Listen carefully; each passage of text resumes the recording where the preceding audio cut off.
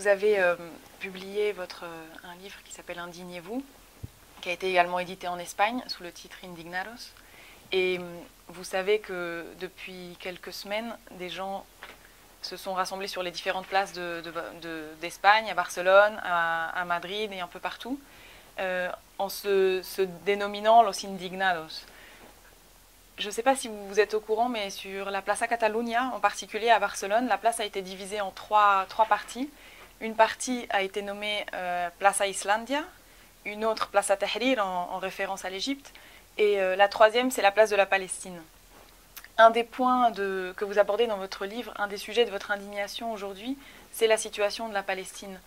Comment vous reliez le mouvement de protestation générale, le mouvement de protestation populaire qui naît en ce moment en Espagne, et toutes les révolutions arabes qui ont eu lieu ce printemps 2011, à la question de la Palestine, votre indignation précise sur la Palestine?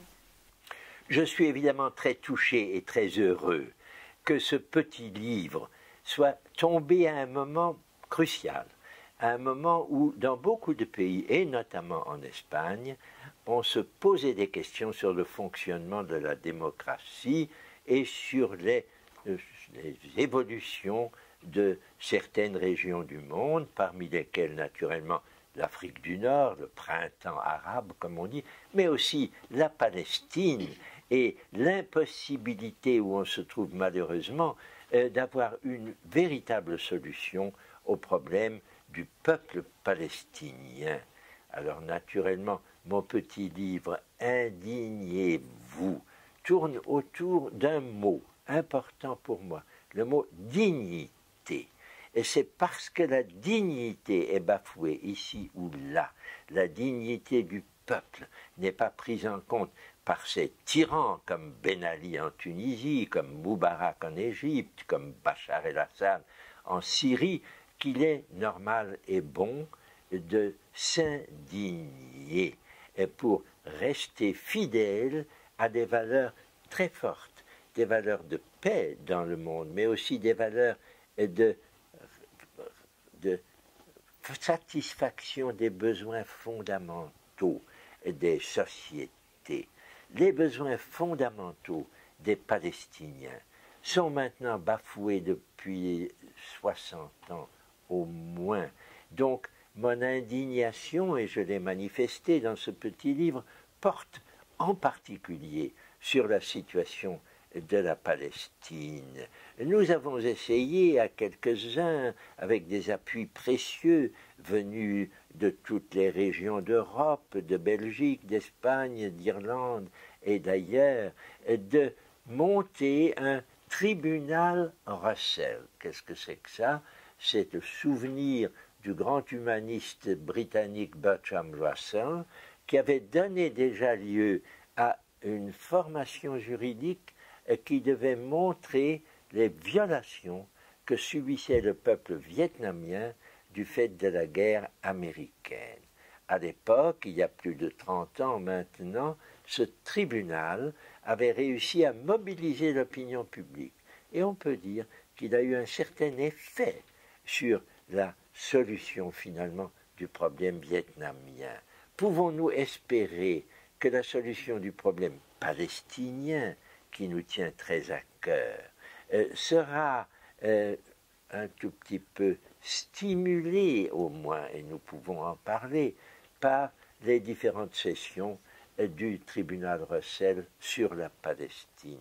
La première a eu lieu précisément à Barcelone, et nous en avons gardé un souvenir très vif. Et lorsqu'aujourd'hui, sur cette place de Catalunya, il y a un tiers de la place qui s'appelle Palestine, cela prouve quelque chose qui me paraît très important, très précieux pour moi. C'est que les Espagnols ont conscience que le problème palestinien se pose d'une façon douloureuse et qu'il faut contribuer à trouver une solution. Laquelle? Pour le moment, nous sommes à 3 mois de l'ouverture de l'Assemblée générale des Nations unies. Il n'est pas impossible qu'un nombre important des États membres des Nations unies prennent la décision de proposer que l'État palestinien soit admis enfin comme un des membres des Nations Unies. Est-ce que ça aurait un effet bénéfique? Il faudrait d'abord dire quel État?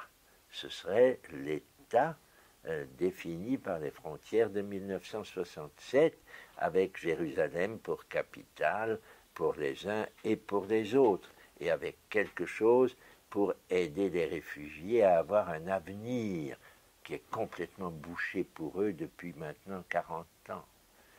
Voilà pourquoi la session qui va se tenir au mois de novembre au Cap, en Afrique du Sud, a toute son importance. Nous lui avons donné comme objectif de réfléchir sur le mot apartheid, qui a eu sa gloire en Afrique du Sud et qui a été brisé par de Klerk et Mandela il y a déjà plus de 20 ans. Eh bien, est-ce que ce que subissent les Palestiniens aujourd'hui s'apparente à un phénomène d'apartheid? Rien n'est jamais identique dans l'histoire. Mais le fait que les Palestiniens n'aient aucun des droits fondamentaux, qui sont ceux reconnus dans la Déclaration universelle des droits de l'homme, et qu'ils sont privés des droits qu'ils devraient avoir du fait de la Convention de Genève, tout cela signifie que les Palestiniens doivent être considérés comme soumis à une forme d'apartheid contre laquelle il est légitime de protester. Stéphane, vous parlez beaucoup de dignité humaine, du respect de la dignité humaine. Est-ce que vous pensez que le respect du droit international est une des garanties du respect de la dignité humaine? Et est-ce que c'est dans ce sens-là que vous avez choisi de vous engager dans le tribunal Russell sur la Palestine? Je constate avec beaucoup de satisfaction que les Nations Unies, dès leur naissance, dans leur charte, ensuite dans la Déclaration universelle, ont utilisé ce terme de dignité. Il figure dans l'article 1er de la Déclaration universelle qui dit « Tous les êtres humains naissent libres et égaux en dignité et en droit. Ils sont doués de raison et de conscience et doivent agir les uns envers les autres dans un esprit de fraternité. » On n'invoque ni Dieu ni religion, mais on parle de ce qui est peut-être le nœud, le creux de toutes les grandes religions et de toutes les grandes philosophies, la dignité de la personne humaine. C'est ce qui la rattache à quelque chose qui est au-delà de la vie simple et matérielle et qui rattache l'homme à quelque chose qui fait de lui un être respectable et un être responsable. D'où l'importance de ce terme de dignité.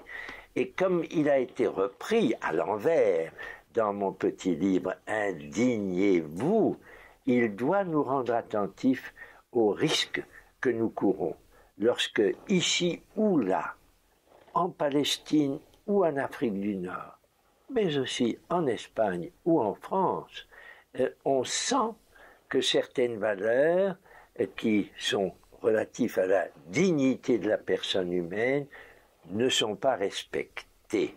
C'est à ce moment-là qu'il est juste de s'indigner. Il ne faut pas s'indigner de n'importe quoi. Il y a un petit risque avec ce titre et avec ces indignados, avec ces indignés, de confondre le respect des valeurs fondamentales avec le souci de son propre bien-être. Je peux m'indigner parce que le cordonnier m'a fait une chaussure qui me fait mal aux orteils. C'est pas une indignation légitime.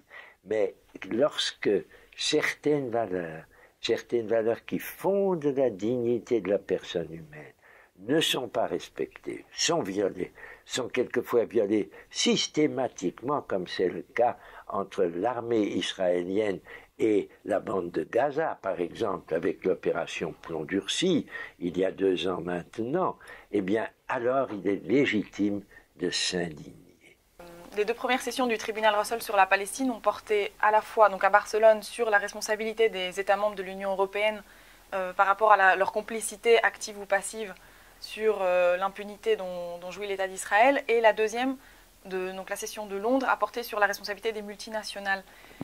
Qu'est-ce que vous pensez des sanctions populaires que peuvent appliquer les citoyens lorsque leur gouvernement n'applique pas le droit international? J'ai toujours pensé que la politique comporte un jeu indispensable entre citoyens, gouvernements et forces non gouvernementales, quelquefois pesant lourdement sur les gouvernements.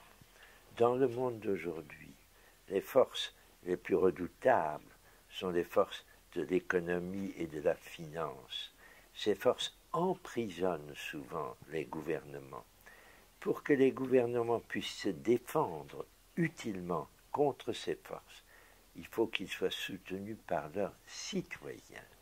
La responsabilité du citoyen, c'est d'inciter le gouvernement qu'il a élu, le gouvernement qu'il accepte, qu'il a mis en place, de l'inciter à se montrer courageux. Exemple, les gouvernements sont intimidés par Israël. Le gouvernement américain sur lequel nous pouvions compter pour qu'il exerce une certaine pression sur Israël. L'Union européenne qui aurait pu défendre ses valeurs et faire pression sur Israël se sont montrés très timides, intimidés. Et il importe maintenant que des citoyens mobilisés par le tribunal Russell sur la Palestine fassent pression sur leurs gouvernants et leur disent « c'est nous qui vous avons élus, donc respectez ce qui nous apparaît important ». C'est la raison pour laquelle l'appel à l'opinion, la mobilisation des médias, la mobilisation de tous ceux qui ont accès à l'opinion publique va être très très importante autour des prochaines sessions du tribunal Russell. Celle qui se tiendra au Cap devrait mobiliser la conscience citoyenne qui dit l'apartheid ou tout ce qui s'en rapproche est insupportable parce que complètement contraire à la dignité de la personne humaine. Il faut donc que nous incitions nos gouvernements à être plus courageux dans leurs attitudes vis-à-vis d'Israël et de la Palestine.